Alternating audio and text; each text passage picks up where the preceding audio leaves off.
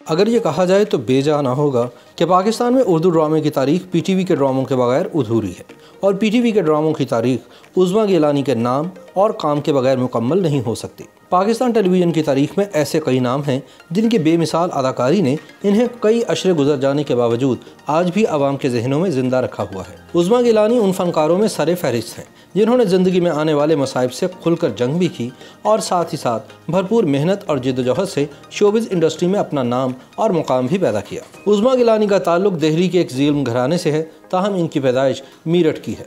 उज़्मा गिलानी की फ़नी ज़िंदगी का आगाज़ इशफ़ाक़ अहमद की ड्रामा सीरीज़ कला कहानी के खेल पादाश से हुआ। इसके बाद इन्होंने लातादाद ड्रामा सीरीज़ और इनफरादी ड्रामों में काम किया जिनमें नशेमन, एक मोहब्बत, 100 अफ़साने, अलिफ लैला, वारिस, दहलीज़, अमरवेल, तुझ पे कुर्बान और खाली आंखें के नाम सरे फहरिस्त हैं। उज़्मा गिलानी का कहना है कि वह बचपन में बिल्कुल भी अच्छी शक्ल सूरत की नहीं दिखती थी। इन्हें नहाने के बाद बालों में तेल लगाना पड़ता था और कसकर 2 चोटियाँ रिबन डालकर बांध दी जाती थी। 6 बहन भाइयों में वो दूसरे नंबर पर थीं और तालीम का इंतज़ाम घर पर ही किया जाता था। इन्हें पढ़ाने के लिए 2 मास्टर साहिबान आते थे जिनमें से एक अंग्रेज़ी और दूसरे उर्दू पढ़ाते थे। उज़्मा ने बताया क्योंकि वो उल्टे हाथ से लिखती थीं तो वालिदा ने कहा कि मास्टर साहब इससे सीधा हाथ इस्तेमाल करवाएं। चुनाचे मास्टर साहब मेरी उंगलियों के दरमियान पेंसिल दबाकर मुझे बड़ी दर्दनाक सज़ा देते थे।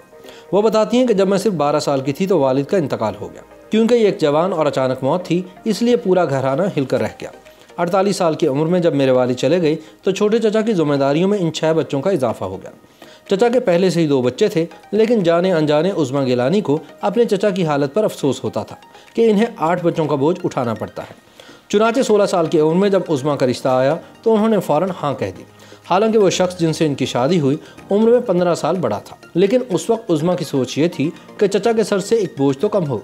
शादी के बाद उज़्मा ने शौहर की इजाज़त से शोबिज़ इंडस्ट्री में कदम रखा और उन्होंने हमेशा इन्हें सपोर्ट किया। बहुत कम लोग जानते हैं कि उज़्मा गिलानी ने कैंसर जैसे मूजी मर्ज को भी बड़ी कामयाबी से शिकस्त दी। उज़्मा ने कीमोथेरेपी के दौरान अपने लंबे लंबे बालों को बॉय कट करवाया, लंबा मॉडर्न गाउन खुद सिलवा कर पहना और लाल रंग की लिपस्टिक लगाकर सर्जरी के लिए थिएटर गए। दूसरे दिन इसी हालत में जब वो लाल लिपस्टिक के साथ व्हीलचेयर पर अस्पताल में नजर आईं तो रिश्तेदार और चाहने वाले हैरान रह गए कि कैसे एक कैंसर की मरीज़ा में इतनी हिम्मत आ गई। ये तब की बात है जब कैंसर बहुत आम नहीं था। उज़्मा ने बताया कि कैंसर की बीमारी के दौरान इनकी बहनों और घर वालों ने इन्हें बहुत सपोर्ट किया। वो कहती हैं कि पहले पहल में बहुत मजबूत खातून थी लेकिन बीमारी से लड़ते लड़ते कमज़ोर हो गए जिसके बायस मेरी शख्सियत में कुछ तब्दीली आई और आज तक इसके असरात मेरी शख्सियत पर नुमाया हैं।